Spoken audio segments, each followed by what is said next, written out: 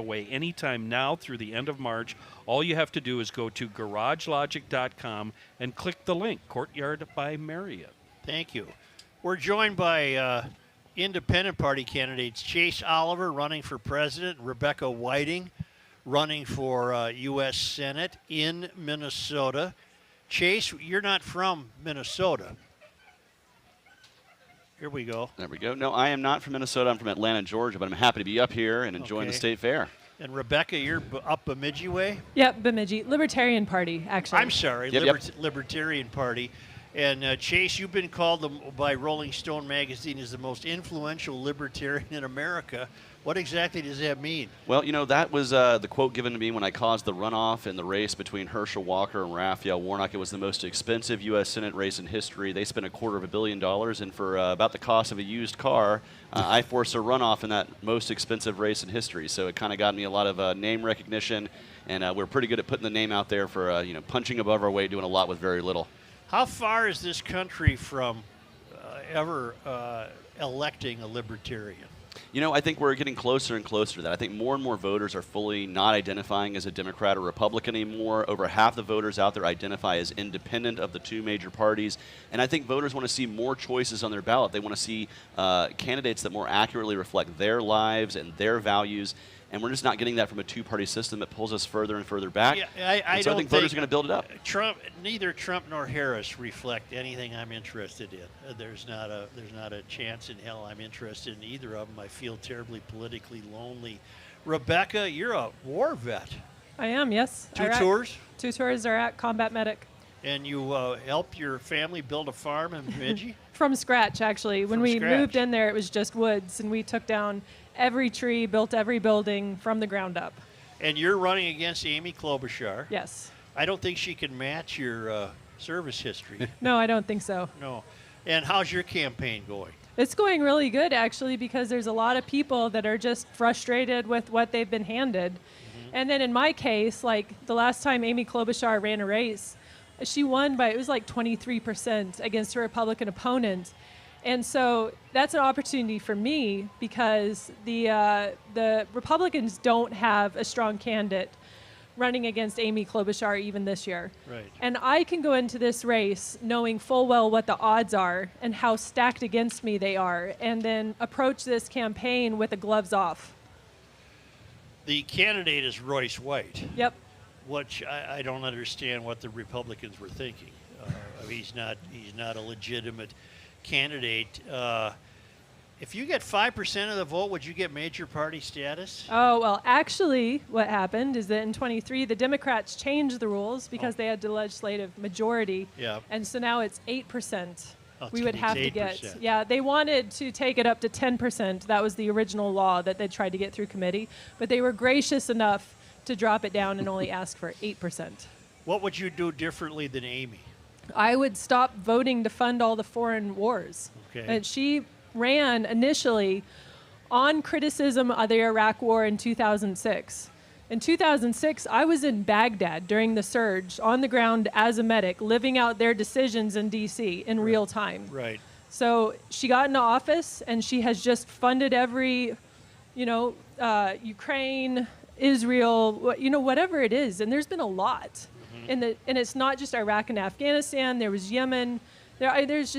We've been involved in every conflict in the world since my entire adult life. Chase, you're also invested in the idea that let's withdraw some of the war activity.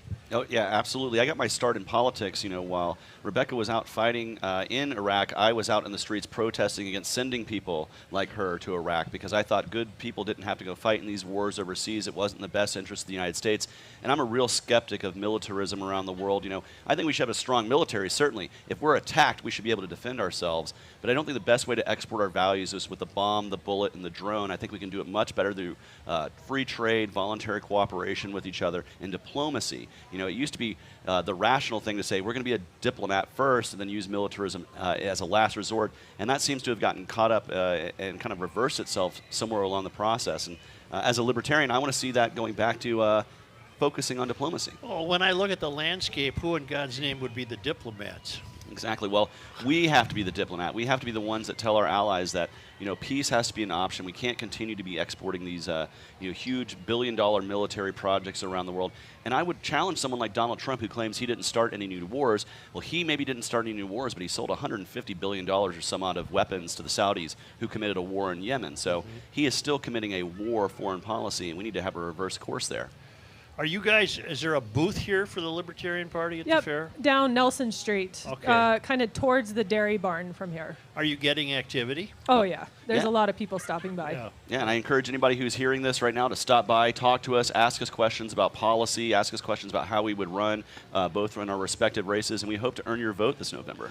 Now, Rebecca, you stay in Minnesota to run. You're not leaving the state, but Right. Chase, I imagine you're traveling all over. Oh, yeah. Well, after Minnesota, I head back home for a crisp 24 hours to do all my laundry, and then I'm Yeah. on the way to Knoxville, Tennessee to campaign in there.